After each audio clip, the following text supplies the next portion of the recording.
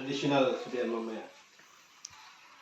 Ito yung mga traditional na gawain ng mga ninuno namin dito sa sa Mindanao. Dito ilagay yung ano bang tawag dyan? Bukayo. Pinalapot na nyug. Anong tawag dyan, ma? Oh, yan. Masarap yan. Pag ganyan. Ito yung ano namin, nung bata pa kami. Oh, tapos yan ilagay. Tapos yan na yan. Tama na yan, isa lang. Okay, anak.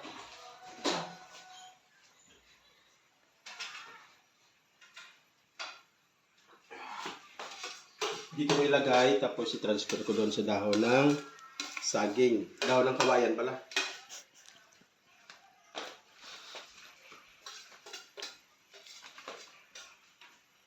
Para mas masarap, ilagay sa dahon ng kawayan, no? Ito na ang business ko ngayon. Dati siman ako, ngayon business na. Oh, tingnan nyo, sarap oh. Oh, wow! Ow! Sarap! My gosh! Oh. Mga kabaro, tingnan nyo. Sarap yan. Oh. Pinalapot na nyo. Ito yung na may tawag dyan?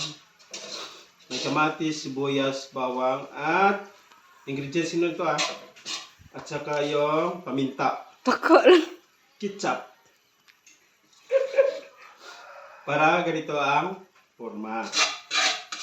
Pag maluto, yan tingnan nyo. Wow!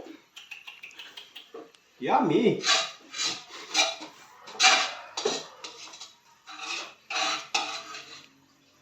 Yan o. Yan.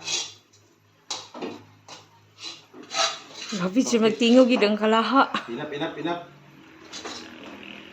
Tapos, paglagay dito naman lagay.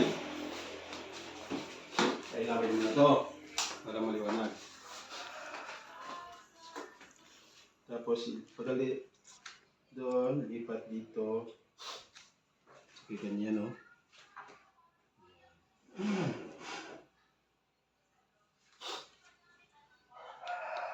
Yan, ganyan.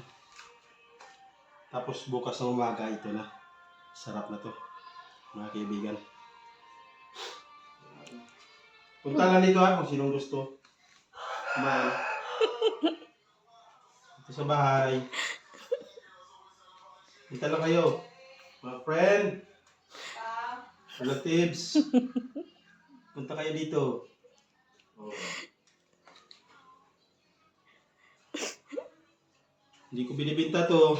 Mamimigay ko lang. Sinong may gusto. Oh. Yan. Sarap.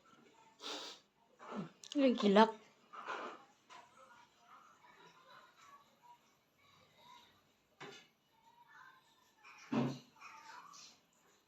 Ito yung harap buhay ng siman.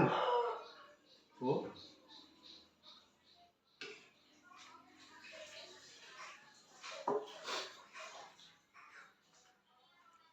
Sabi, hindi ibinta. Tapos anak buhay. Ano yun? Ano yun? Nagkamali ah.